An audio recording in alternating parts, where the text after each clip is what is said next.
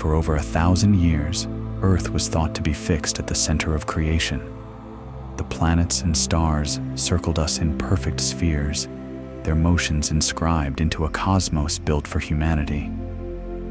But then a question emerged so simple that it threatened the entire order. What if Earth itself is moving?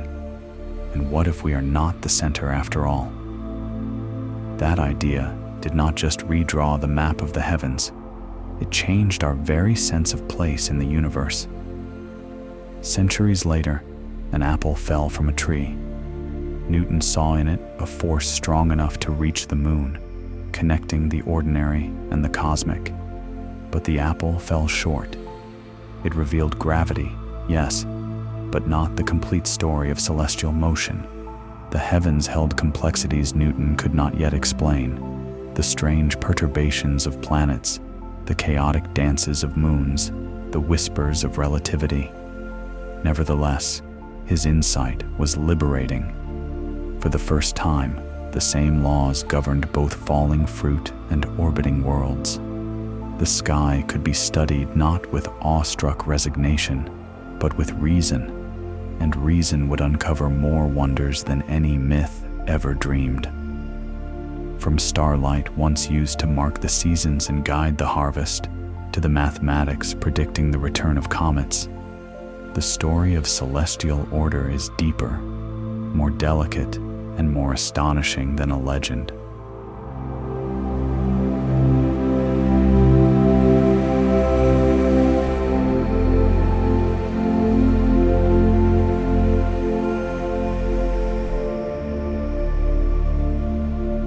Hey everyone, thanks for tuning in. Before we begin, just a quick housekeeping note. If you enjoy what I'm doing, a like and subscribe would be really helpful. It goes a long way in keeping the channel going. And don't forget to drop a comment. I'd really love to know what you think. Imagine standing under a dark sky, night after night, watching the same stars rise and set in a steady rhythmic pattern. Their positions repeat with such regularity that you could almost set your life by them.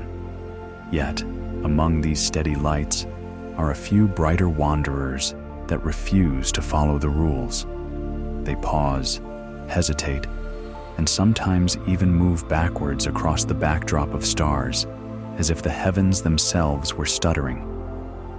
To the first people who observed such behavior, this was not just strange, it was baffling. How could the universe that appeared so perfectly ordered also contain such unruly exceptions? Ancient cultures recognized that these wandering lights were distinct from the fixed stars. The very name planet derives from a word meaning wanderer, and that label captures their mysterious nature. Most of the sky followed clear cycles, allowing for the tracking of seasons, crop planting, and navigation. But Jupiter, Saturn, Mars, Venus, and Mercury did not conform. Mars, in particular, sometimes seemed to trace a loop in the sky, moving backwards before resuming its forward journey. This apparent reversal, now known as retrograde motion, challenged the idea of an unchanging heaven.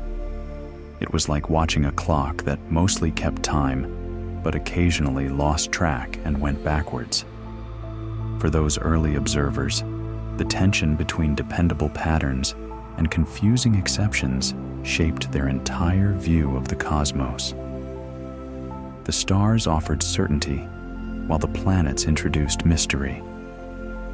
Nevertheless, this inconsistency only heightened their curiosity.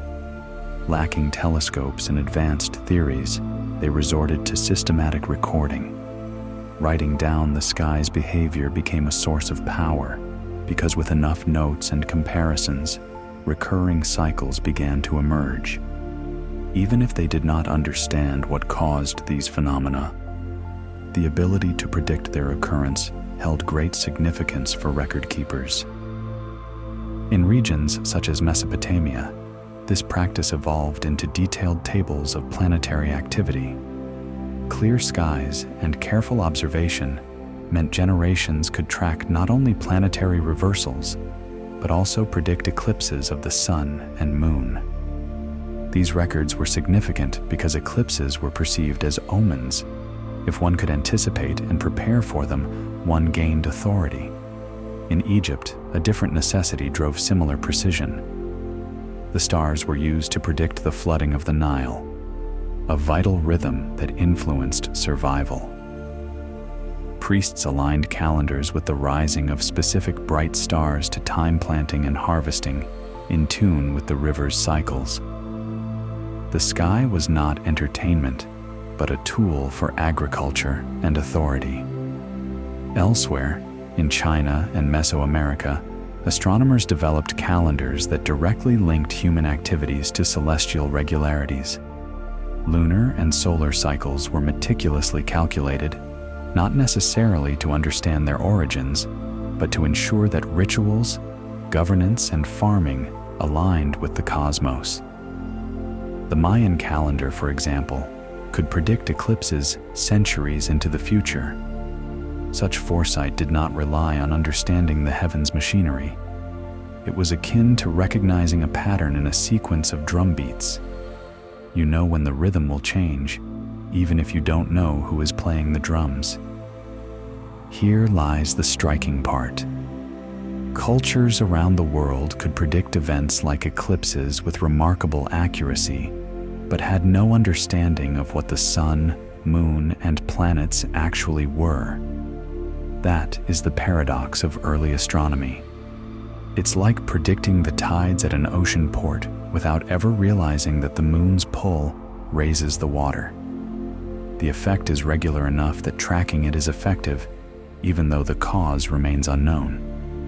To them, the planets weren't balls of rock and gas, but glowing signs. This made the heavens an enormous puzzle. Events that could be predicted, but not explained. This approach lets observers find order amid apparent chaos. Retrograde loops seemed strange, but over many years, they repeated in cycles that could be cataloged. Solar and lunar calendars gave rhythm to life even when the mechanics driving them remained unseen. A system of symbols and rituals grew around these cycles, weaving practical prediction into stories, myths, and religious authority. Astronomy and astrology were closely intertwined, both relying on meticulous observation and tracking. The night sky stood at the border between mystery and mastery. Imagine yourself as one of these early observers. You record when a planet burns brightest, when it halts its march, when an eclipse crosses the sun. You don't understand what a planet is, but you know the signs will come again in the same rhythm. From this, you can advise kings when to go to war, mark when to sow crops, or align festivals with the turning of the heavens. Precision improves, tables grow, and what was once inscrutable becomes almost predictable, almost domesticated. Yet always, the backward motion of Mars and the strange brightness shifts of Venus whisper that there is more at play than cycles alone. This was part of what made the sky so difficult to interpret. To human eyes, it was both a clock and a riddle. Most stars performed like perfect gears, but a handful misbehaved, and their motions greatly influenced societal beliefs about fate, time, and humanity's place under the stars. The order was there, but it was a kind of order that seemed deliberately to hide its workings, leaving only clues to solve. Early astronomy was more about mastering the art of prediction through repetition than about developing theories. That was its triumph. It showed that within the bewildering and sometimes frightening behavior of the heavens, there was a structure you could measure, memorize, and pass down through generations. Regularity and strangeness coexisted. From this grew the belief that if humans watched carefully enough, the heavens would eventually speak a language we could understand. This is because the act of recording itself became the seed of science. By refusing to accept randomness, these cultures proved patterns truly existed. And even if they wrapped those patterns in myth or ritual, the raw data laid the groundwork for something more. Later thinkers, especially in Greece, would take those records and pose more profound questions. Instead of mere prediction, they would try to set the entire sky to the music of geometry and philosophy.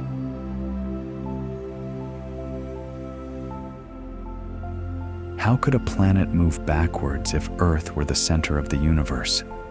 For the earliest close observers of the sky, this question was not a minor puzzle, but a fundamental threat to their belief in a perfect cosmos. To solve it, thinkers in ancient Greece began to incorporate geometry into their understanding of the heavens.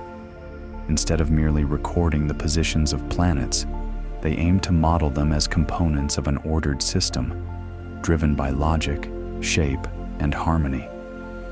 It was a bold step.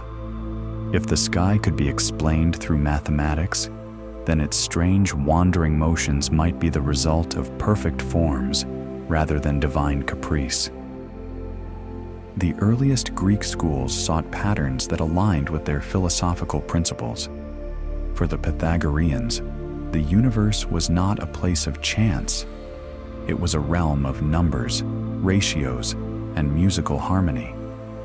They believed the movements of the heavens must follow hidden relationships, much like notes blending to form chords.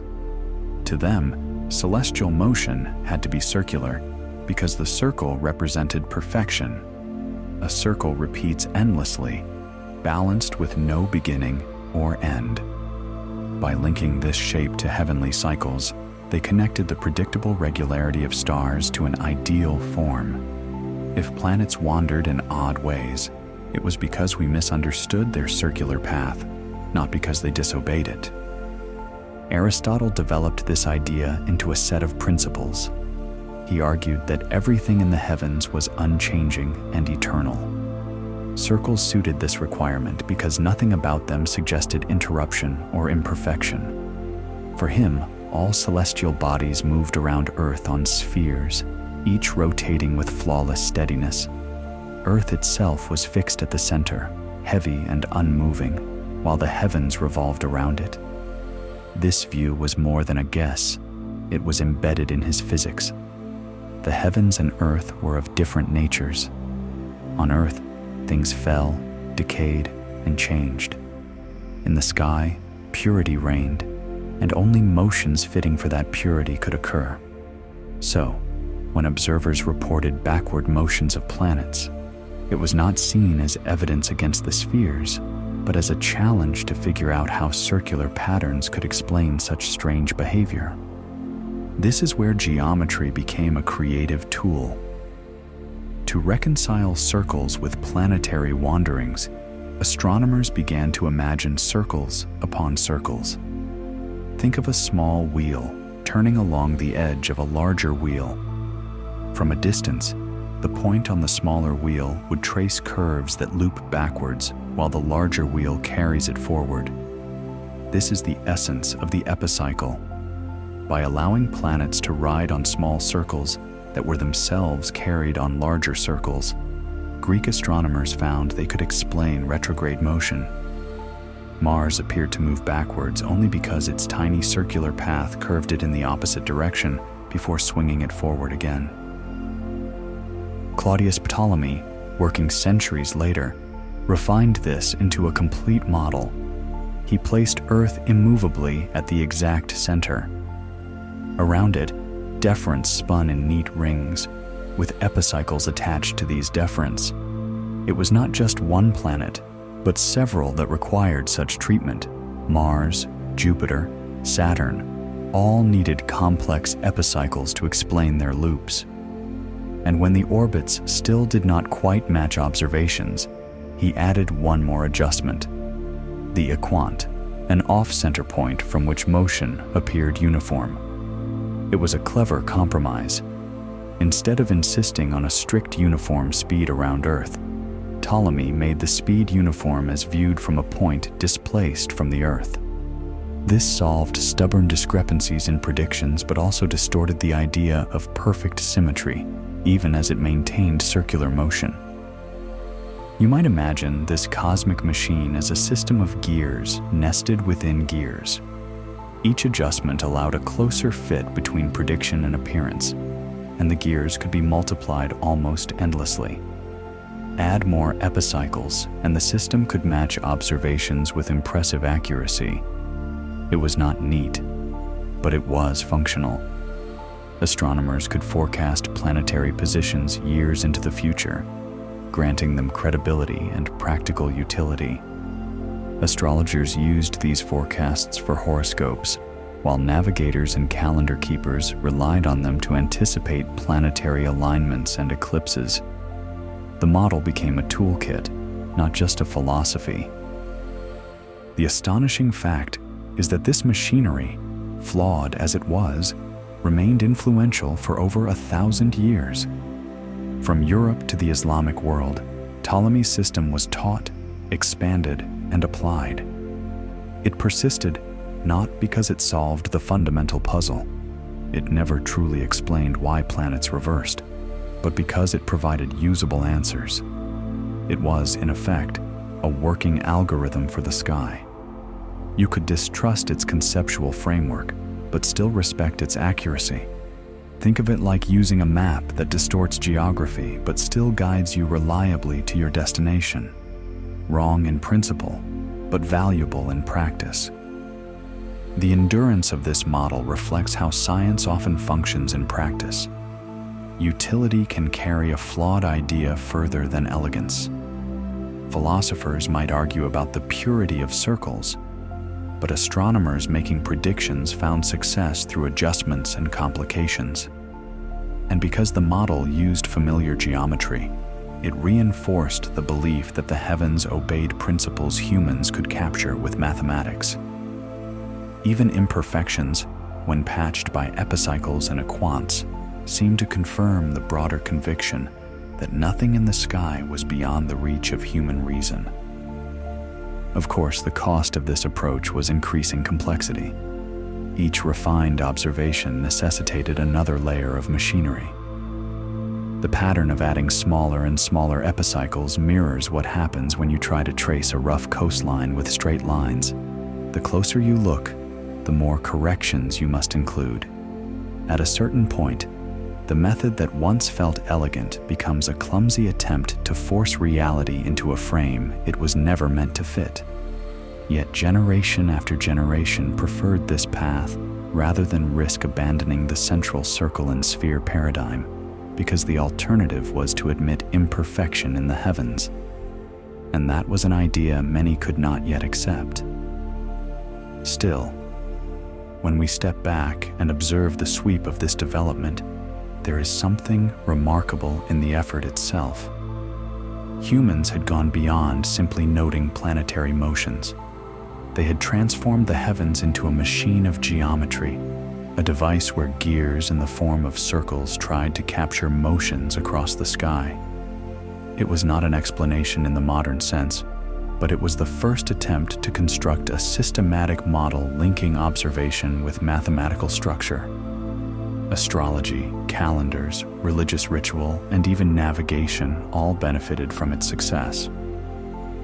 What this stage of astronomy reveals is how powerful a proper yet incorrect idea can become.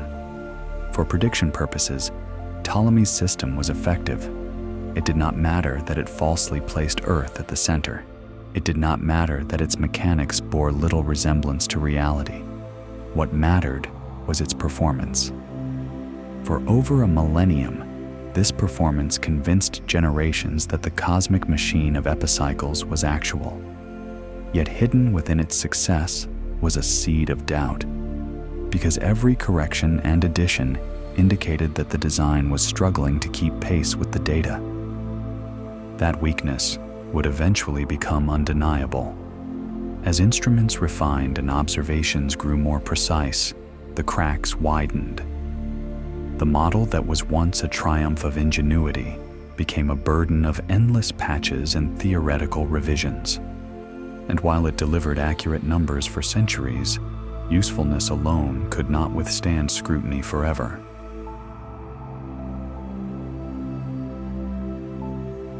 For centuries, few dared to move Earth from the throne at the center of the universe. The idea was more than just astronomy. It was intertwined with philosophy, faith, and everyday life. Earth was seen as heavy, unmoving, the stage on which history unfolded, while the heavens circled it in perfect order. To suggest otherwise was to threaten not only science, but the entire hierarchy of the cosmos. If Earth itself wandered like the planets, then humanity was no longer standing on a pedestal granted by nature. It was a risky idea. And yet, one thinker began to wonder whether the old system truly made sense quietly. Planetary tables worked well, but required endless adjustments, epicycles stacked upon epicycles, in a way that felt artificial. Could there be a more straightforward way to explain the wandering motions? The radical proposal was that Earth might not be fixed after all. Instead, it could be one of the wanderers, circling the sun like the others. This change didn't alter what could be seen in the sky. The planets traced the same paths, the stars rose and set as before. But it radically changed the stage on which those motions played out.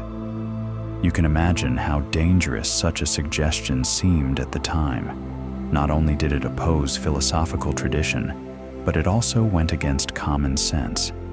If Earth moved, why didn't people feel it rushing through space? Why didn't loose objects slide away or clouds streak past at impossible speeds? To argue that our globe spun and raced through the heavens was to ask your audience to accept a reality that felt at odds with all experience.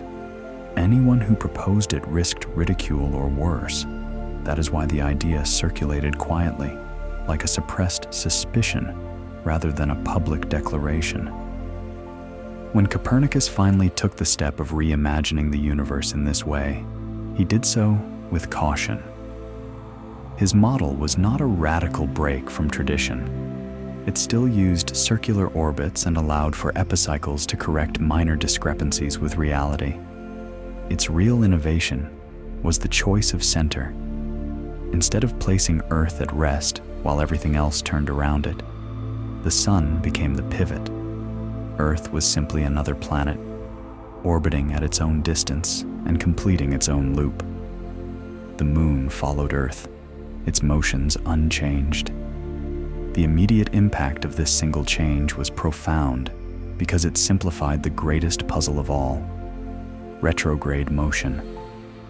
In the old geocentric model, the backward loops of Mars and the strange paths of other planets required elaborate geometric tricks. But with the sun now at the center, those loops made sense from a new perspective. When Earth, orbiting faster on its inner track, caught up with a slower planet like Mars, Mars appeared to reverse its path for a time. It's the same effect as when a faster car overtakes a slower one on the road. Look from the faster car, and the slower one seems to drift backwards against the distant scenery, even though both continue moving forward. A mystery that once demanded complex machinery now appeared as a simple trick of viewpoint. What had once been confusing now looked elegant, and yet, at first, the response was lukewarm. Instead of inspiring instant admiration, many people saw the sun-centered model as merely a practical tool, nothing more. They treated it as a way to simplify calculations, not as a truthful description of the universe's structure. Astronomers were used to models as tools rather than representations of truth. So, even with its more apparent logic, the new system was dismissed as a mathematical shortcut, a neat, abstract trick rather than a fundamental change in reality. This hesitation is understandable. Firstly, Copernicus had not yet solved all the problems. To maintain his circles, he still used secondary loops. That limited the sense of revolution in his work. Circles were the inherited ideal of heavenly motion, and abandoning them felt unthinkable. So even the daring sun-centered model remained tied to older assumptions. At the same time, there was no observational proof urging people to abandon Earth's central position. The common sky appeared the same regardless of the system adopted. Without decisive evidence, why believe in something that seemed to threaten the natural order? It is easy to underestimate the courage needed even for this cautious change. By breaking Earth's stillness, the model disrupted long-standing traditions. It reframed humanity's relationship with the cosmos. Instead of all creation revolving around our world, we found ourselves adrift as one among many moving bodies. The universe no longer played out as a stage arranged for human sight, but as a system governed by geometry that made no special allowance for us. Such a concept carried as much philosophical weight as scientific implications. To claim it was merely a calculating device was a way of avoiding the unsettling thought at its heart. However, the brilliance of this shift was subtle, yet undeniable. Retrograde motion, the most troublesome feature of planetary paths, no longer required elaborate layers of circles. It became a natural illusion, caused by the relative speeds of planets orbiting the sun. For centuries, backward loops had been regarded as divine irregularities or evidence of complex celestial machinery. Under the new system, they needed no supernatural cause. They were simply signs of a moving Earth. The elegance of that explanation planted a seed, even if it did not immediately take root. Yet what is striking is how fragile the idea initially appeared. Without precise measurements, supporters could not prove it superior. Without telescopes, they could not point to concrete evidence such as planetary phases. As a result, the model lingered on the fringes of mainstream thought. It existed as an option, not yet as a conviction. People could use it to improve predictions without fully endorsing Earth's motion. In that way, it was caught between a radical proposal and a polite hypothesis. Looking back, it seems tempting to see the sun-centered model as a noticeable improvement. But at the time, the gap between possibility and conviction was vast. The geocentric system had centuries of tradition behind it, and it functioned well enough for calendars, festivals, and navigation. The sun-centered alternative offered a more straightforward explanation for retrograde loops, but still relied on circles and epicycles, structures already familiar in the old system. It was an elegant arrangement, but not yet a new physics. To most eyes, it was clever rather than convincing. What the proposal achieved was to open the door for more rigorous testing. It simplified the framework enough to allow others to move beyond convenience towards accuracy. The contrast between the elegance of the sun-centered scheme and the weight of the old circle-based model set the stage for a new kind of astronomy, one in which data would weigh against tradition. The spark had been ignited. What was needed now was someone with the patience to gather precise measurements that would determine whether this daring idea reflected reality. And that moment was nearing. A man of noble birth, obsessively precise in observing the heavens, was about to provide the data that the old circle-based system could not withstand. His numbers would reveal flaws too significant to be obscured by epicycles. His work would serve as the bridge between valuable tradition and genuine revolution.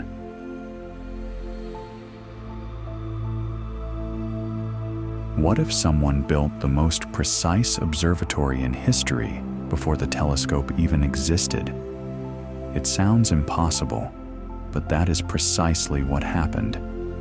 A Danish nobleman named Tycho Brahe dedicated his life to observing the skies with instruments so meticulously crafted that his measurements surpassed those of any previous observer.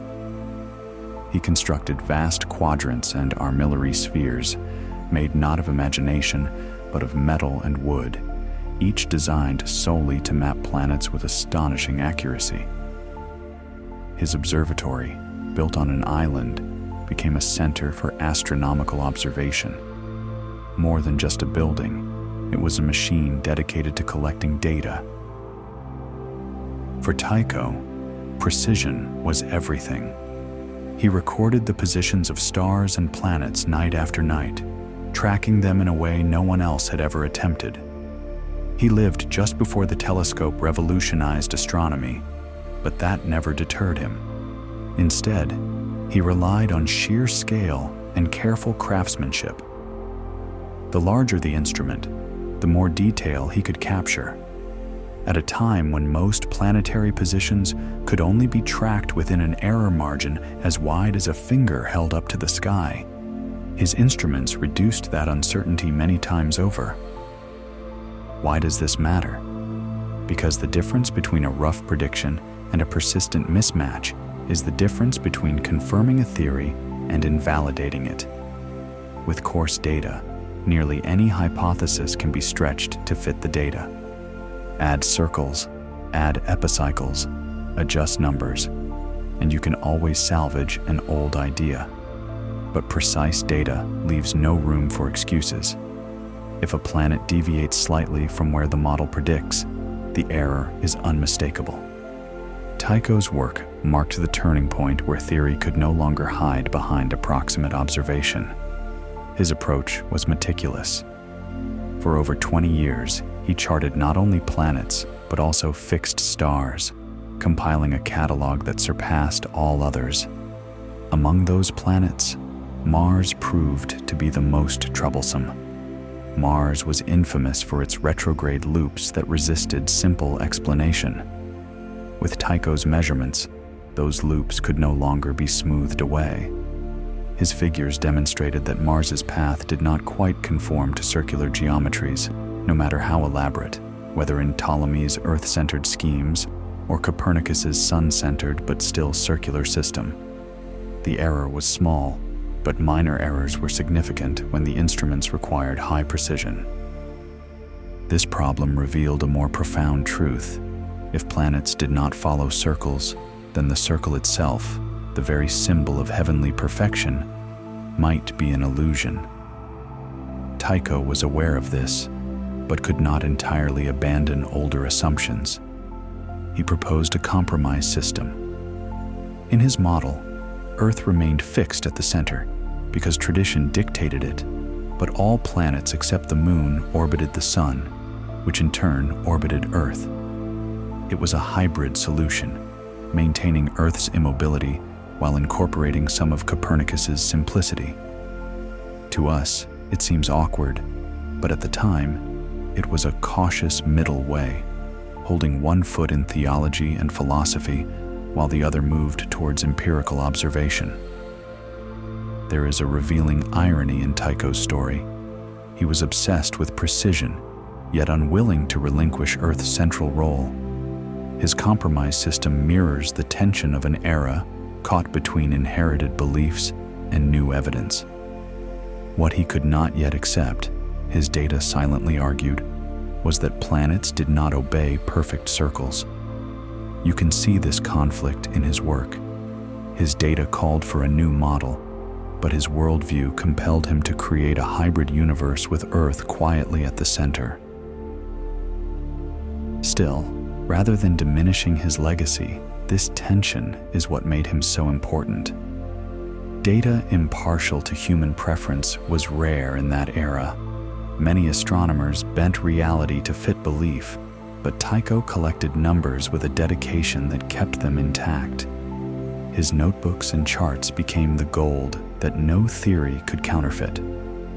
That is why his work became the bridge between two worlds, a past rooted in philosophy and a future in physics.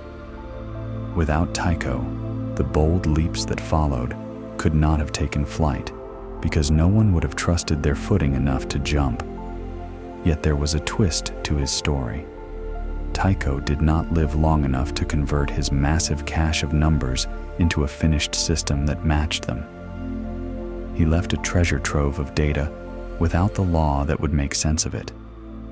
It is as if a cartographer had mapped every inlet and headland of a continent with perfection, but died before sketching the roads through its interior.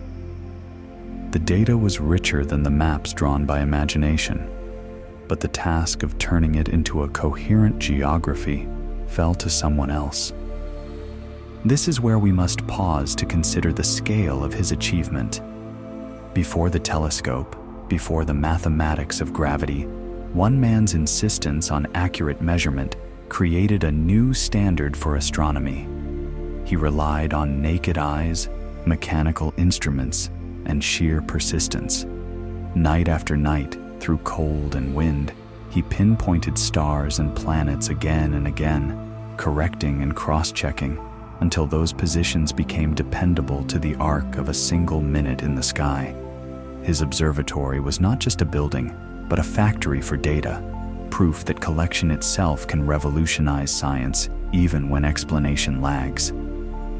Mars, more than any other planet, highlighted why this mattered. In rough schemes, Mars could be forced to obey circles. In Tycho's measured world, it blatantly disobeyed. The planet wandered just enough out of step to crack the illusion of perfect orbits, and that crack was wide enough for the next generation to see daylight. Without Tycho's catalog, there would have been no way to uncover the deeper laws hidden beneath the wandering lights. His lifetime of careful watching carved a space where someone else could follow the truth without being constrained by tradition. In the end, Tycho embodied transition. He proved that astronomy had to be built on numbers, not on ideals. But he could not bring himself to let go of circles or the central Earth. His compromise reveals how change often occurs in science, step by step, caught between fidelity to the past and the evidence of the present. He filled notebooks with contradictions for others to solve. For him, the task was not finished. Historically, the task was only just beginning.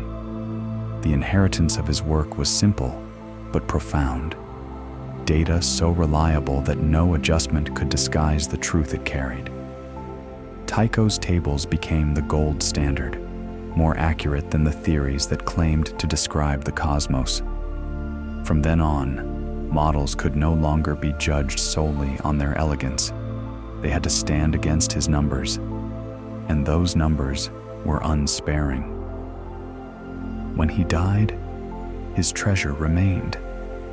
Observations of planets and stars, along with detailed catalogs kept with unmatched care, were passed on to those who survived him. They were a key waiting for the right lock, an answer waiting for the correct question. Tycho did not unlock the puzzle, but he gave others the tools they needed, and that is where a new figure stepped in. With Tycho's golden data in his hands, one astronomer would strip away circles once and for all. He would test the charts of Mars until the flaws of tradition split open. And from those flaws, a new vision of the heavens would emerge.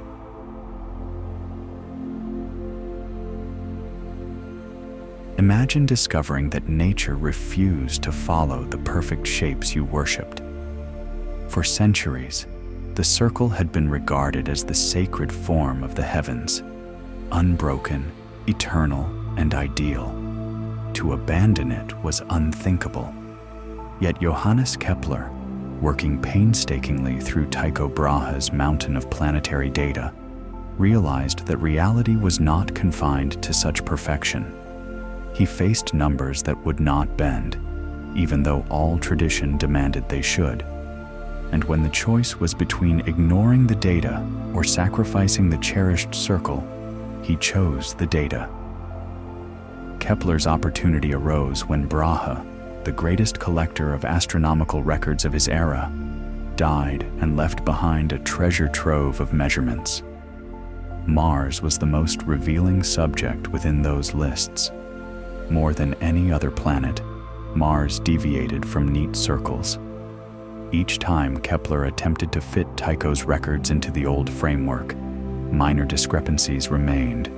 They were not large to the casual observer. In fact, they equated to less than the width of a finger held at arm's length. But for Kepler, these errors mattered greatly. He knew Tycho's measurements were far too precise to dismiss. If Mars strayed from circles by even a few minutes of arc, then circles could no longer be the answer. This minor mismatch defined his struggle. He was adamant he would rather discard any hypothesis than ignore an error of even 8 arc minutes. That claim marks the turning point in his work. Astronomy could no longer be adjusted to fit ideology. It had to conform to the numbers, and when the numbers refused to fit, the sacred shape of the circle began to fall. After years of calculation, Kepler recognized that Mars's orbit was not circular at all. It was an ellipse. An ellipse appears like a stretched circle, but its definition is precise. All points where the distances to 2 fixed points, called foci, add up to the same constant. The Sun, he observed, was not at the center but at one focus of the orbit. With this single realization, the persistent errors vanished. What had seemed like faulty data now aligned perfectly. His first law was born. Planets travel in ellipses, not circles, and the Sun sits at the focus of each orbit. The breakthrough was profound. For over 1,000 years, astronomers had constructed elaborate machines of epicycles and deferents to preserve the circle. That perfect geometry was seen as the language of the heavens. But Kepler's charts revealed that the heavens themselves were indifferent to our ideals. Orbits were not perfect loops drawn with a compass and a string. They were ellipses, sometimes nearly circular, sometimes more oval. The notion of perfect circles crumbled under the weight of observation. However, Kepler did not stop with the shape of the orbit. He noticed something else as he examined Mars's motion. The planet did not move with constant speed around its path. Instead, it accelerated when close to the Sun and slowed when far away. This seemed to break another long-standing tradition: uniform circular motion. To explain this, he measured the areas swept out by the line connecting the Sun to the planet. He discovered a new principle. In equal intervals of time, this line always swept out equal areas, regardless of where the planet was in its orbit. This became his second law, the law of equal areas. Although its language was geometric, the principle it revealed was dynamic. Planets varied their speeds systematically, moving faster at perihelion, slower at aphelion, yet always balancing their motion to sweep out equal areas. Today, we understand this as a statement of angular momentum, which is the conservation of rotational motion. But Kepler lacked this concept. What he had was a geometric truth that captured the equilibrium of movement, replacing uniform speed with a subtle, observable pattern. To illustrate this law, picture a skater on an ice rink. When the skater pulls their arms in tight, they spin faster. When they stretch their arms out, the spin slows. Nothing external changes. The system simply maintains balance by trading distance for speed. Planets behave similarly. They draw closer to the Sun, gain speed, and then extend outward, moving more slowly as a result. The system is harmonious, but not in the traditional sense of fixed circles. Instead, harmony is expressed through the rhythm of ellipses and areas. Finally, Kepler's third law emerged, which extended beyond individual planets to unify the entire system. Published years later, It stated that the square of a planet's orbital period is proportional to the cube of the semi-major axis of its ellipse. Simply put, the time it takes a planet to orbit the Sun is consistently related to its average distance. The ratios between period and distance are the same for all orbiting bodies, regardless of their eccentricity. This established a shared harmony among the planets, creating a structure that bound them into a single family under the Sun. The significance was profound. For the first time, orbits were not explained through aesthetic ideals, but through testable geometry based on data. The need for epicycles disappeared. The use of equants and deferents vanished. Nature's order was concealed not in perfection, but in lawful balance. Kepler demonstrated that even when the heavens seemed to dismiss our preferred shapes, they still followed reliable rules. It's essential to remember the revolutionary impact of this change. Circles had symbolized divine perfection, and many astronomers resisted the idea of ellipses for decades.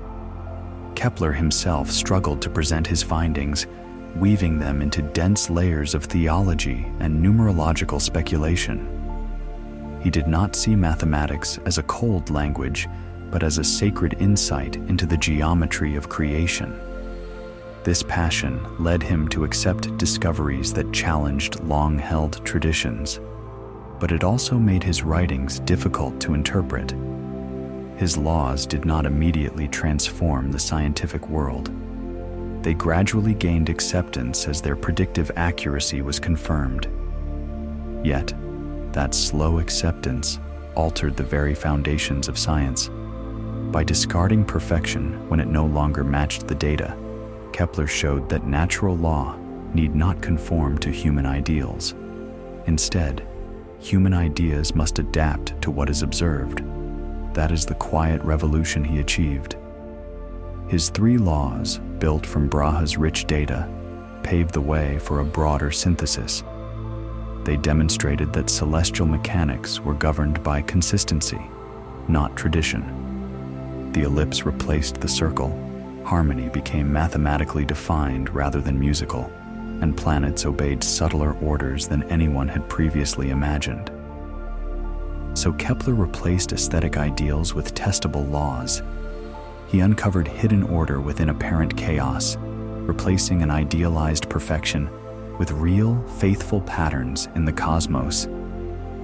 Backward motions, uneven speeds, the differences between near and far orbits, all could be explained without epicycles, without equants, without speculation. For the first time, the heavens could be described through simple, repeatable mathematics. However, his achievement left one question unanswered. He had described how planets moved, but not why they did so. The force that drew them into ellipses, that caused them to accelerate near the Sun and slow when farther away, remained unknown. Kepler established effective laws, but the underlying cause of these laws was still unknown. And that question, the most significant missing piece, would drive the next stage in the story of celestial mechanics.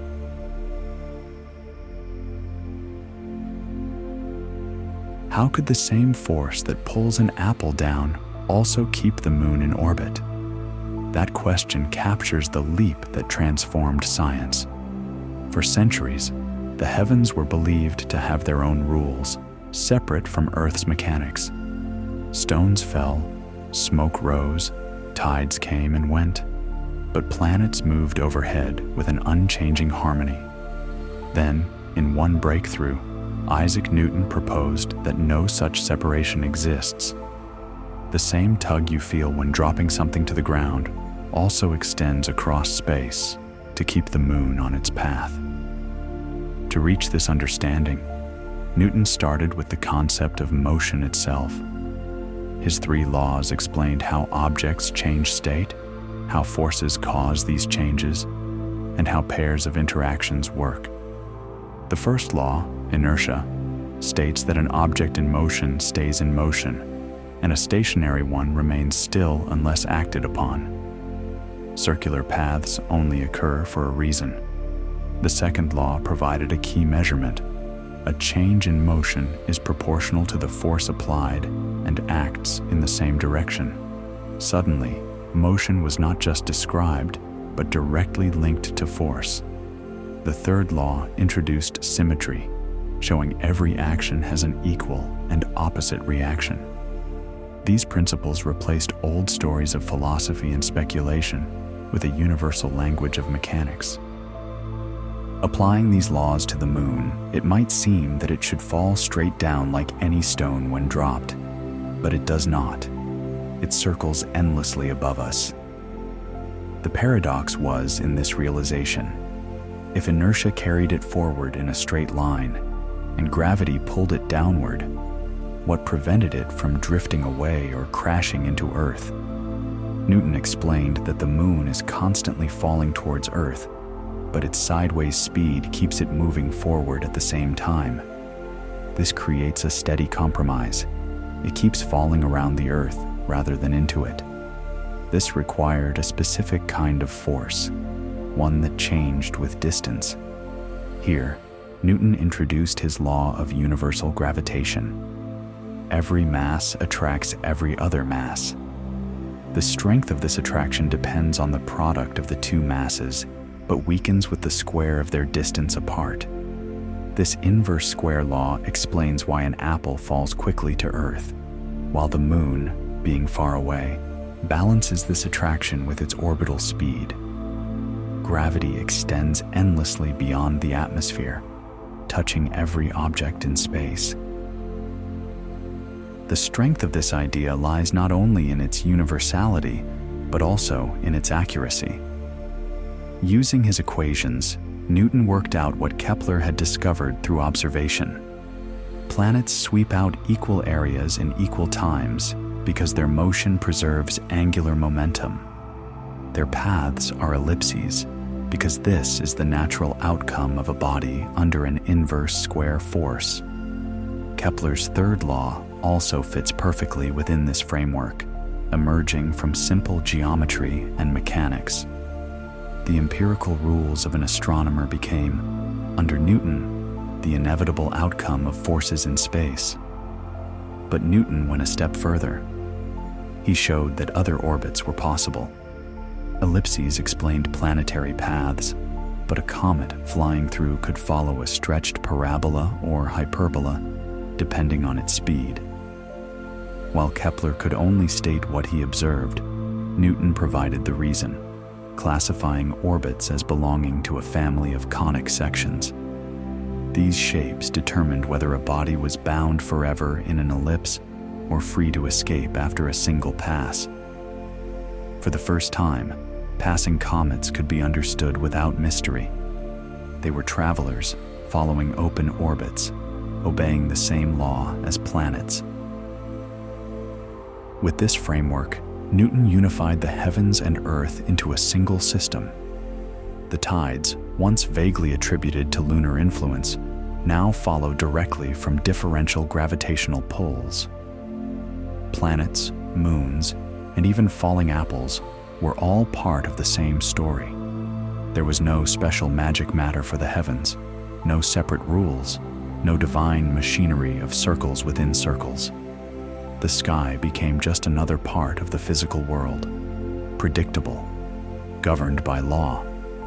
His book, the Principia Mathematica, laid out all of this with rigorous proofs and demonstrations. It was not just a collection of observations, but a mathematical system that touched every corner of mechanics. Planetary orbits, cometary paths, the motion of fluids, the precession of equinoxes, all became part of a coherent worldview. Natural philosophy evolved into what we now call physics. Numbers and reasoning were used to connect phenomena that had once seemed unrelated. The impact was both philosophical and scientific in nature. With Newton's work, causality extended across the cosmos. Whether a stone rolled, the moon circled, or tides rose and fell, all could be explained by forces acting through space. Nothing moved without a cause. For many, the world appeared not only rational, but also unified and consistent across every scale. The heavens were no longer seen as a domain of perfection, but as an extension of the exact nature we experience daily. Nevertheless, his vision was not universally accepted without debate. Some objected to the idea of action at a distance. How could one mass tug another without any medium between them? To many philosophers, it seemed too magical, too unmechanical. Contact forces, gears, and pushes made sense. However, a force reaching invisibly across space challenged deeply held assumptions. Newton himself provided the mathematics, but was hesitant to claim an understanding of the cause of gravity. What mattered to him was that the law worked, producing predictions that matched observations. Theory would later offer a deeper explanation, but in his time, the law's effectiveness silenced much hesitation. The famous story of the apple, even if told later with embellishment, symbolizes his insight. Watching a fruit fall and connecting it to the moon's orbit captures the spirit of the discovery. The same law governed both. No longer could anyone claim Earth was governed differently from the sky. Mechanics was universal. This universality also meant the scope of celestial mechanics expanded beyond planets. With the same principles, one could analyze the stability of the solar system, predict eclipses, and calculate perturbations from multiple bodies. Newton himself addressed how planets tugged at one another, how these interactions produced minor deviations, and how comets bent their paths under solar pull. The system was not a static set of rules, but a dynamic balance of countless interactions, all under the same gravitational framework. By demonstrating that the moon falls for the same reason an apple falls, Newton bridged the gap that had divided cosmic order from earthly experience. For scientists after him, this was liberation. The sky could be approached without awestruck resignation. It could be studied, predicted, and even navigated. The universe was a single arena where one set of rules applied. For the first time in history, physics became a truly universal science. The orbits above and the motions below were not separate phenomena, but chapters of the same book. Planets, stones, oceans, comets, and even the distant stars all obeyed one principle. Celestial mechanics was no longer a library of approximations or an art of epicycles. It was a science, coherent and testable. But the story did not end there. Describing perfect ellipses was only a beginning. In the real solar system, bodies are never alone. Planets tug at one another, comets intrude, and moons dance in intricate resonances. Newton's equations explained their foundations, but real motions turned out to be far messier than neat conic sections. The next challenge would be to understand how these complications played out over time.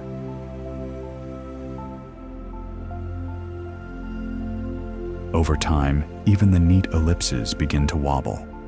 What initially appears to be perfect precision does not remain so forever. When observed, planets refuse to trace precisely the same paths each time they circle the sun. Positions drift, speeds change slightly, and even the shape of an orbit can shift. These changes are not random. They result from other bodies tugging at each other and from the fact that the sun itself does not sit motionless. Even the simplest picture of two bodies under gravity breaks down once you remember that neither of them is truly alone. When Newton wrote down his equations, he solved the two-body problem. Two masses pulling on each other trace out exact curves, ellipses, parabolas, or hyperbolas. For a time, it seemed that this alone might perfectly describe the solar system, but each additional planet adds more pulls. Earth pulls on Mars, Jupiter pulls on Saturn, and the Moon pulls on Earth. The Sun, far from being an absolute anchor, shifts slightly around the solar system's center of mass. In this reality, no orbit is fixed. The ideal ellipse becomes a moving target, never quite closing on itself. The question was obvious. Did Newton's laws still hold? Or were these tiny mismatches indicating that the grand theory was already breaking down? To test this, they needed to calculate how small gravitational tugs accumulate over time. The method became known as perturbation theory. You imagine each orbit as an ellipse, but then you allow that ellipse itself to change slowly over time. Its size may stretch or shrink, its tilt may wander, its orientation may rotate. These are not wild distortions, but predictable evolutions caused by the pulls of other planets. Two main types of perturbations appeared. Periodic perturbations are like ripples repeating on a pond, short-term oscillations that cycle repeatedly. A planet might swing closer at one point, then drift further at another, but always return to a mean path. Then there are secular perturbations. These are subtle changes that accumulate without reversal, like the gradual rotation of a planet's orbital ellipse over centuries. Together, they explained much of the apparent wandering. Tiny shifts add up to long-term rearrangements of paths. One key insight was the idea of the osculating ellipse. Picture a rough, winding line that you cannot solve exactly. At any given point, you can draw an ellipse that just kisses the curve, matching direction and speed at that instant. Move forward a little, and a new ellipse describes the path. The actual orbit is never a permanent ellipse, but at each moment, it can be approximated by one. This gave astronomers a way to hold on to Kepler's elegant shapes while continually updating them in line with Newton's reality. Mathematicians formalized this into a system. Equations were written to describe how orbital elements such as the semi-major axis, eccentricity, and inclination changed under perturbations. The calculations were lengthy and demanding. Each new level of accuracy required an additional approximation layered on top of the previous one. However, the reward was significant. Despite the chaos of many bodies interacting, these methods uncovered deeply consistent behavior over time. The theory was more than an abstract exercise. It became a practical tool for solving the mysteries of the sky. One of the most famous examples involved the strange motion of Uranus.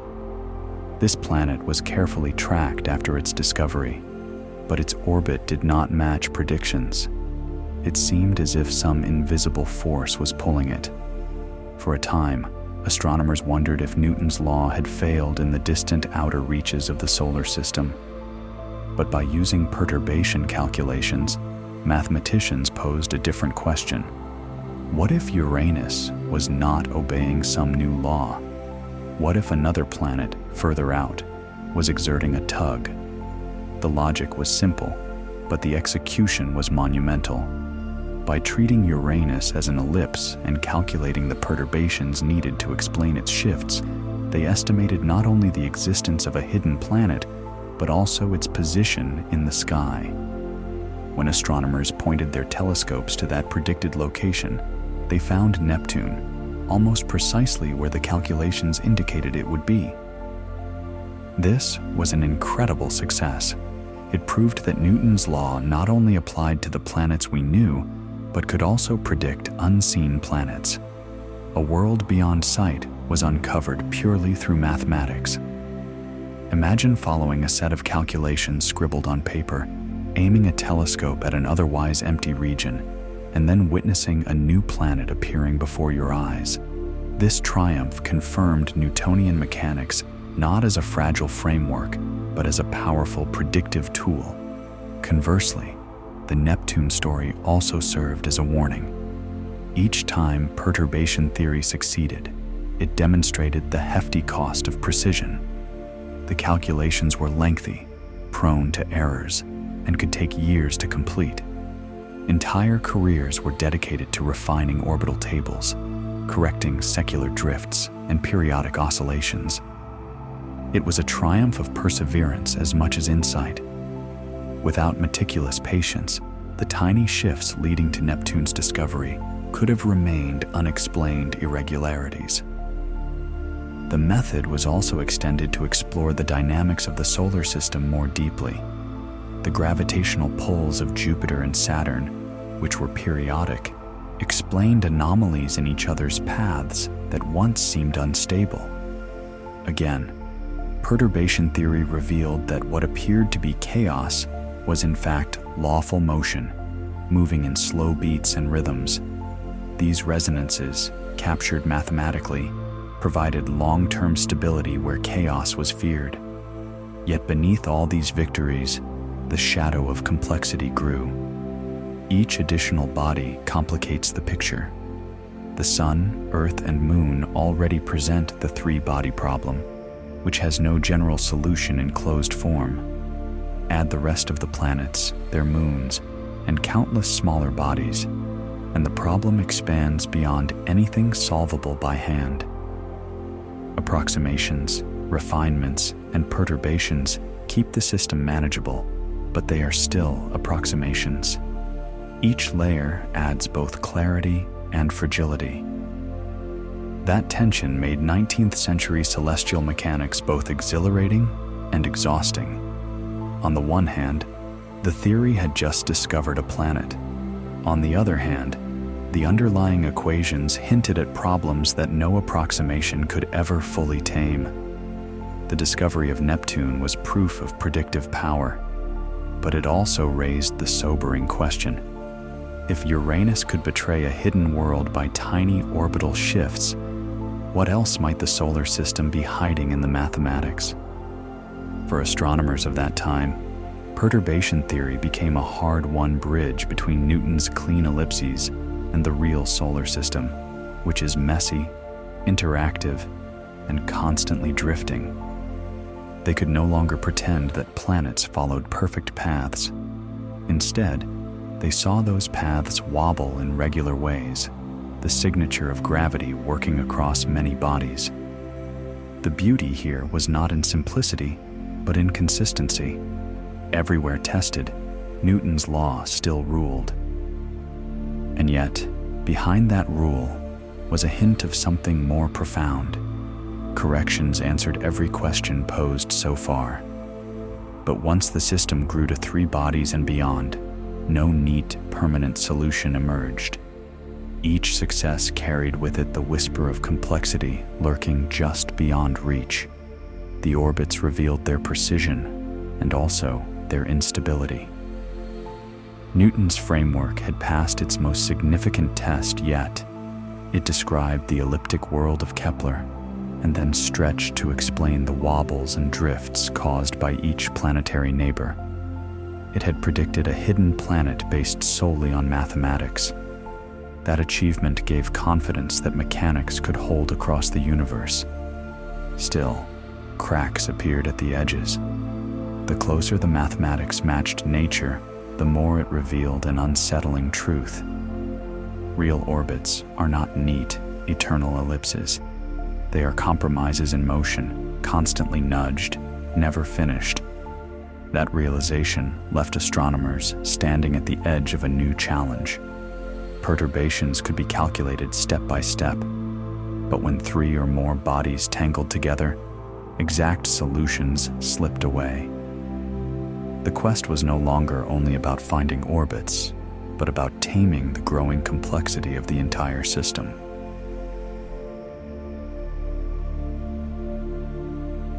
What if rhythm could both preserve and disrupt cosmic order?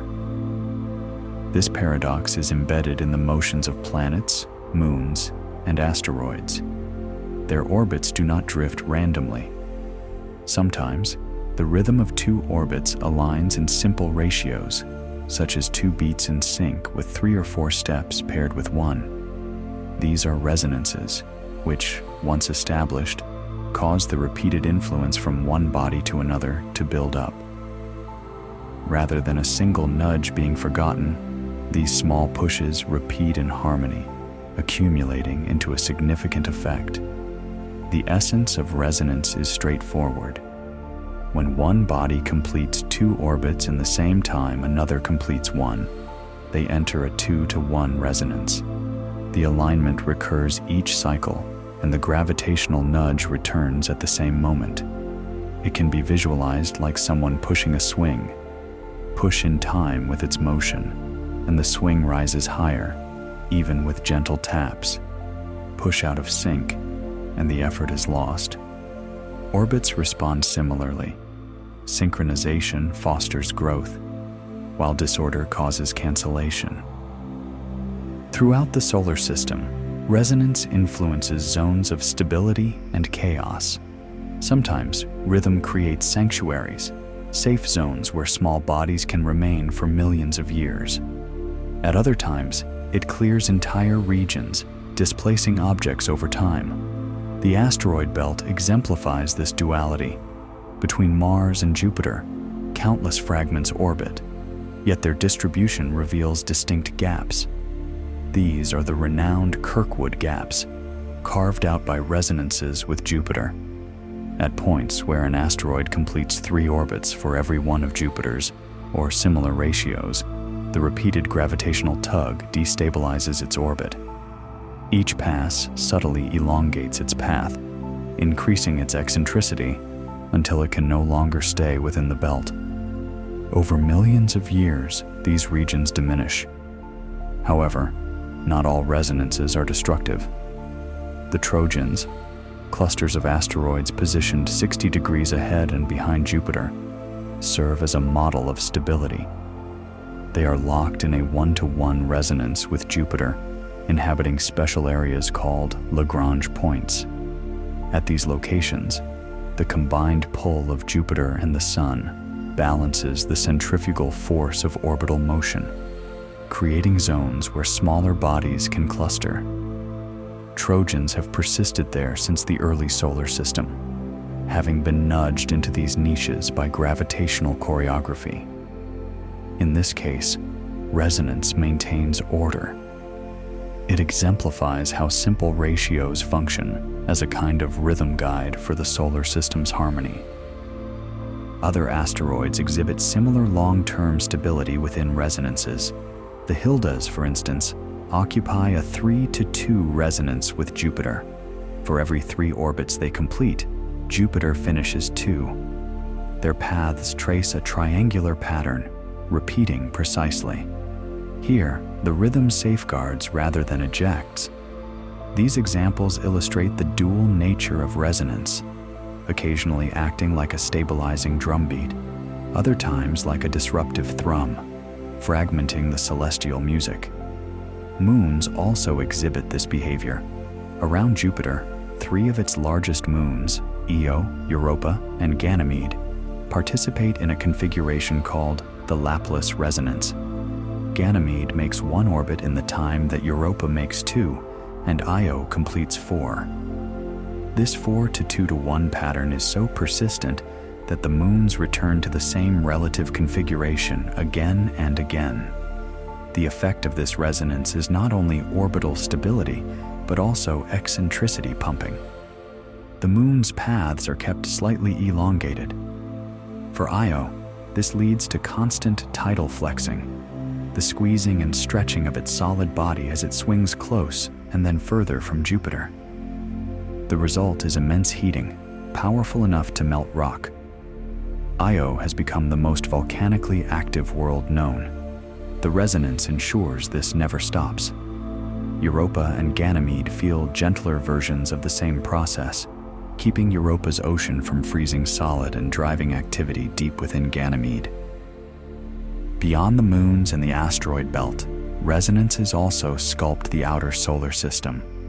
Pluto's strange, tilted, eccentric orbit crosses Neptune's path on paper, yet the two never approach too closely.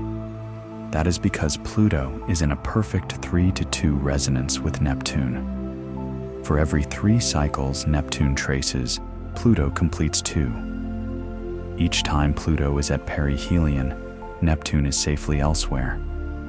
The resonance acts like a traffic light system, ensuring the two bodies never collide despite their crossing tracks. Many smaller icy worlds beyond Neptune also share similar resonant relationships, evidence that the outer solar system was shaped during its history by sweeping migrations of the giant planets. But the story does not stop with order. Resonances can also overlap. This is where chaos enters. When two or more resonances sit close together in orbital space, the combined nudges no longer reinforce in a simple pattern. Instead, they conflict, causing orbits to shift unpredictably from one resonance to another. Henri Poincaré, working on the three-body problem, revealed that this overlap produces behavior that is deterministic, yet unpredictable in the long term. Newton's laws still apply, but the motion becomes exquisitely sensitive to initial conditions. A difference as small as the placement of an orbit by a fraction of a degree can produce a wholly different trajectory after enough cycles. The asteroid belt again provides the evidence. Bodies near overlapping resonances with Jupiter demonstrate chaotic paths. Tracked in simulations, some asteroids survive for millions of years, only to be abruptly ejected toward the outer solar system or thrown inward to become near-Earth objects.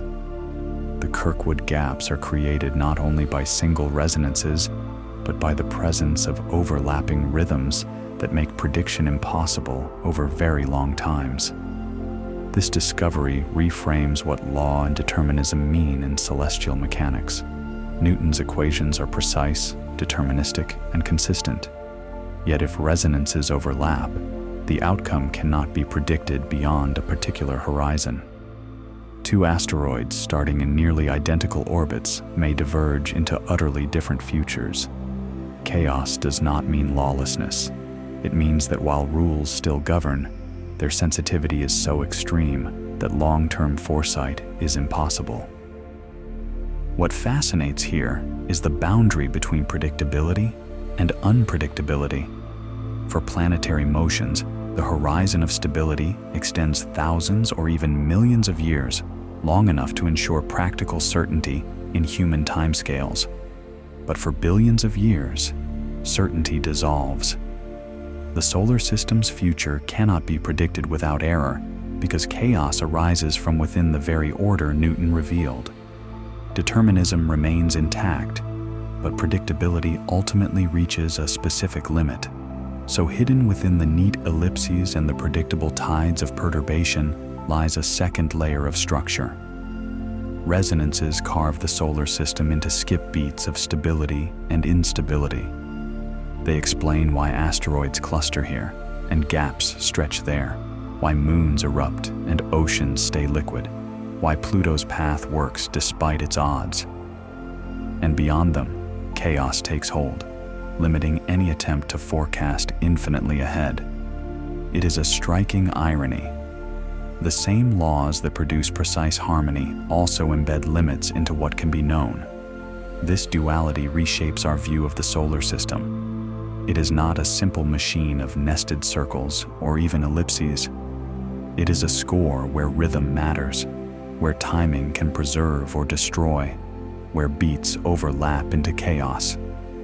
For astronomers, this realization marked a turning point. Hand calculation and approximation were reaching their limit. To go further, whether to track asteroid families, analyze chaotic drift, or simulate billions of years of evolution, the task would require a new partner. Machines of computation would soon join the machine of thought.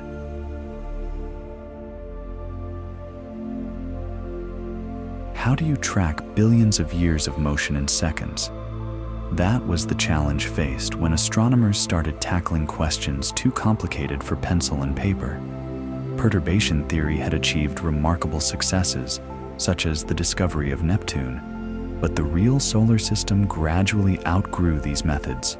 With so many moving parts, corrections piled up endlessly. The advent of digital computers transformed this landscape. Suddenly, Vast timescales and complex interactions could be analyzed step by step. Time could be sliced into tiny segments, with positions and velocities updated at each interval, allowing predictions far beyond what analytical methods could achieve. Early experiments used the simplest tools available. Techniques like Euler's method, which predict each new position based on only the last known velocity, produce rough estimates that are filled with errors. Better methods soon followed.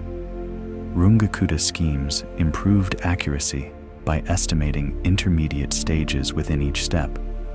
They provided smoother trajectories, but even then, energy could drift and accumulate over long durations, introducing artificial changes into systems designed to conserve their motion. The breakthrough occurred when astronomers adopted symplectic integrators. These specialized routines preserved quantities such as energy and angular momentum while advancing the calculations, ensuring orbits retained their physical meaning no matter how far into the future they were projected. That is why they became central to modern celestial computation. The core question was simple, yet fundamental. Is the solar system stable? Will planets remain in their current arrangement for eternity? Or do tiny perturbations eventually cause everything to break apart? Analytical tools could not provide an answer spanning hundreds of millions of years. Simulations, however, allowed computers to process step after step, covering timescales as long as desired.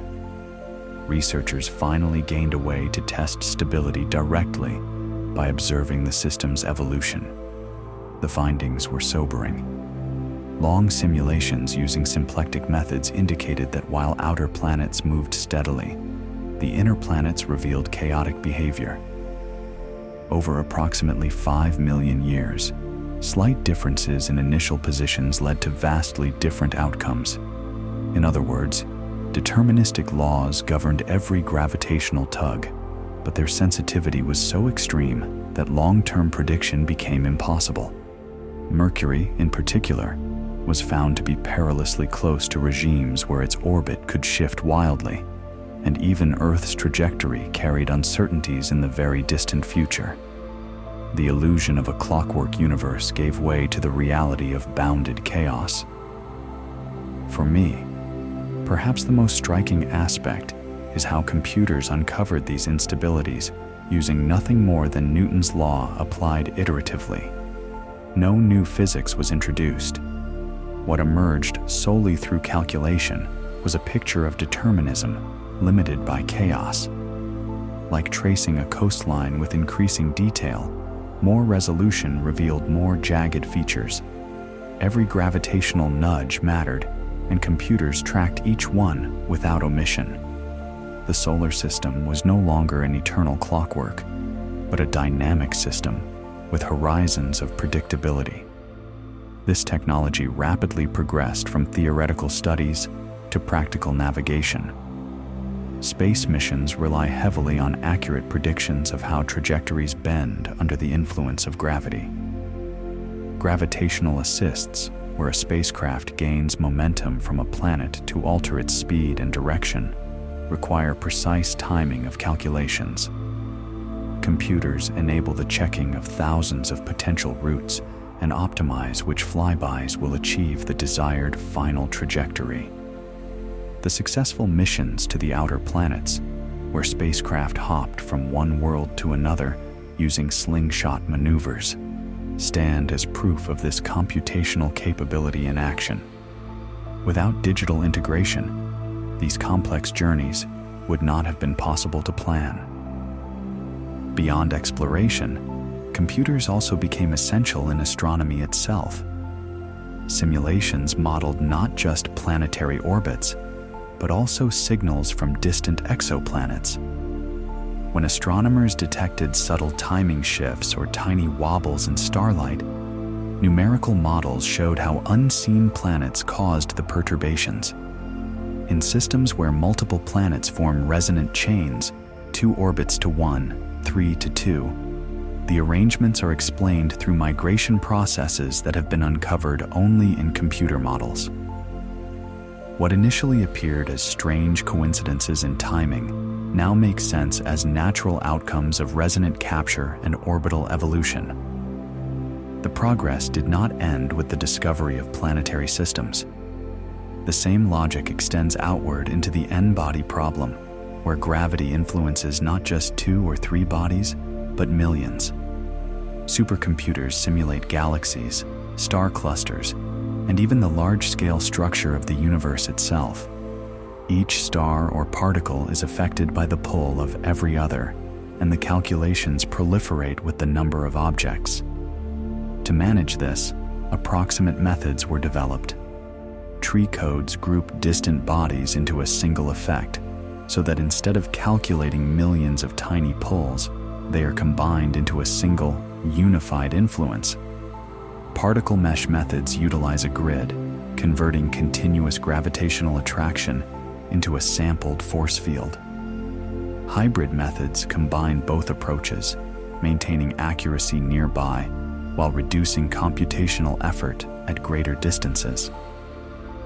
These techniques enable modern n-body simulations to reach billions of particles, making it possible to observe spiral galaxies winding up or cosmic webs forming from initial fluctuations. Again and again, phenomena that could never be understood with simple formulas become clear when a computer sums each small step. Massive calculations reveal entire histories.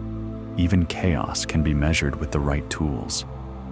Using computers, astronomers calculate a Lyapunov exponent, a value indicating how quickly 2 almost identical orbits diverge.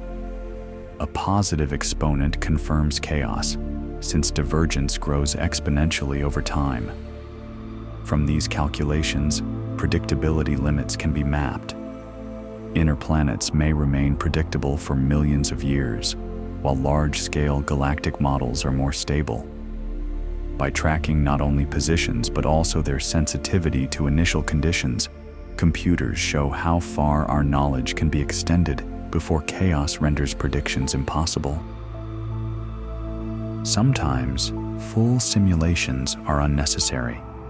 Simplified maps capture the essence of motion without calculating every moment. Algebraic mapping, for instance, jumps directly from one orbit to the next, estimating the cumulative effect without filling in all the intermediate points.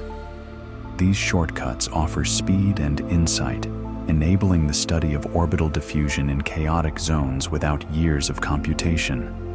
Computers thus do not just brute force the problem, they also inspire clever strategies to model complex dynamics efficiently. Yet, the computational revolution is not limited to Newtonian gravity alone. As techniques advanced, astronomers began to incorporate corrections from relativity. Post-Newtonian terms explained the precession of Mercury's orbit, accounted for time dilation in satellite clocks, and even included the emission of gravitational waves in tight binaries. By combining classical mechanics with relativistic expansions, simulations achieved a new level of accuracy. They bridged the gap between Newton's 19th century vision and Einstein's 20th century framework, allowing the story of celestial mechanics to extend into modern astrophysics. Across all scales, computers have transformed theory into dynamic motion. They simulate planets jostling and precessing, asteroids diving into resonances, galaxies colliding and merging, or cosmic webs stretching across billions of light years. Deterministic chaos, once merely an abstract concept, has become visible, mapped, and measurable. You can literally observe complexity arising from simple laws when every tug and twist is calculated faithfully. From early, error-prone methods to symplectic calculations and massive n-body simulations, the computer age expanded celestial mechanics far beyond what paper could ever achieve. The great questions of stability, motion, resonance, and formation are no longer speculative. They can be tested as experiments in silico, revealing truths hidden within endless equations. But even here, there is a final reminder. Newton's laws, precise as they are and faithfully reproduced by computers, do not capture every detail of gravity. At the core of certain puzzles, the drift of Mercury, the dance of compact stars, something more than Newtonian force is at work. The machinery of motion now needs to be joined by the machinery of space itself. Mercury's orbit challenged Newton. Despite the triumph of universal gravitation, this closest planet to the Sun refused to obey its predictions exactly. Its elliptical path, rather than repeating neatly, showed a slow drift, a precession of its perihelion that accumulated over time. Every effort was made to explain this shift. Astronomers included the gravitational pulls of neighboring planets, calculated the Sun's possible shape, and even proposed hidden worlds near the Sun. None of these attempts fully matched the stubborn discrepancy.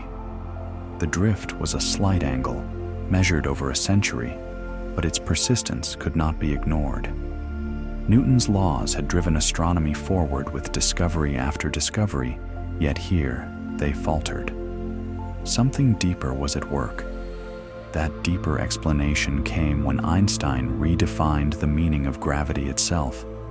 In general relativity, bodies do not exert forces across space. Instead, mass distorts the very geometry of space-time. Planets and stars bend the stage on which all motion occurs, and other objects move along the curves formed. You no longer imagine attraction across a gap. Instead, you envision a surface reshaped by mass and energy, where straight lines bend into arcs. In relativity's language, Mercury was not attracted by a force. It was following a path through warped space-time near the Sun, and that path naturally involved a slow precession. The very anomaly that puzzled astronomers became Einstein's theory's first apparent success. This triumph demonstrated that Newton's mechanics, though remarkably effective, were incomplete. In most cases, especially where speeds are low and gravity weak, its equations yield accurate results. However, near the Sun, where space-time curvature is significant, they lack crucial details. Relativity restored order by extending mechanics into a broader framework. It was not that Newton was wrong within practical limits. Instead, his rules were limited, a special case within a larger truth. The implications of curved space-time extended beyond Mercury. Relativity made broader predictions about how light and matter behave in strong gravitational fields. One correction involves gravitational deflection, where beams of light bend near a heavy mass. Another is the Shapiro delay. Signals passing close to the Sun take slightly longer to arrive than Newtonian theory predicts, because they traverse stretched space-time. These tiny yet measurable corrections are now standard in planetary ephemerides and satellite navigation systems. Without them, spacecraft trajectories and even GPS signals would soon drift off course. Gravity, as a concept in geometry, became essential to the precision of modern celestial mechanics. The sky provided further cases to test the theory. Binary pulsars presented a new laboratory. Two dense neutron stars orbit each other at tremendous speeds, and relativity predicts they radiate gravitational waves, ripples in space-time that carry energy outward. As energy leaks away, the two stars spiral closer. Observers measured precisely that. The orbit of certain pairs decayed at a rate matching the predicted emission. This agreement offered indirect proof that the waves were real, long before detectors could sense them directly. In such extreme environments, Newton's laws were powerless. Relativity proved indispensable. But relativity's predictions reached even further. It depicted black holes not as curiosities, but as the natural result of mass compressing space-time so tightly that nothing, not even light, could escape. It described how time flows differently in strong gravitational fields, with clocks near massive objects ticking more slowly than those further away. It unified mass, energy, and geometry into a single framework. Each successful test strengthened its status as not just a theoretical idea, but as a vital tool for understanding the universe's behavior. Then came a groundbreaking moment. In 2015, gravitational waves were not only inferred, but also directly detected. Large interferometers, sensitive enough to detect stretches of space smaller than an atomic nucleus, recorded ripples passing through Earth. These waves originated from black hole collisions, their spirals shaking the very fabric of space-time. At last, gravitational radiation moved beyond predictions to direct observation. Instead of light, we can now observe cosmic events through vibrations in space. This opened a new sense for astronomy. From that point, celestial mechanics expanded from simply tracking bodies to understanding the shifting geometry of space-time. The connection to earlier traditions is striking. Astronomers once tracked wandering planets by eye, then refined predictions using circles, epicycles, and perturbations. Later, they mapped ellipses, explained them via Newton's gravity, and explored perturbations with complex mathematics. Computers unveiled chaos and long-term instabilities. With relativity and gravitational waves, the field grew again, from mechanics alone to the dynamics of space-time itself. The cosmic order proved to be not static, but evolving, expanding with each new framework.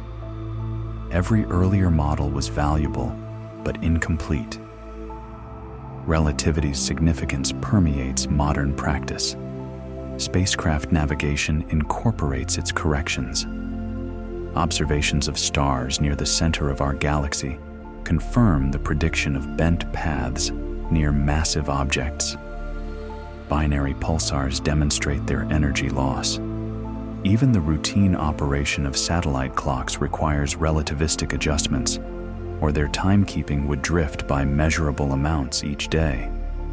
What started as a correction to Mercury's orbit has become integral to daily space science. Simultaneously, relativity links celestial mechanics to cosmology. Galaxies do not merely follow Newtonian paths. Their bulk motions reflect the geometry of an expanding universe. Stars within galaxies move as though more mass surrounds them than is visible, strongly indicating the presence of dark matter.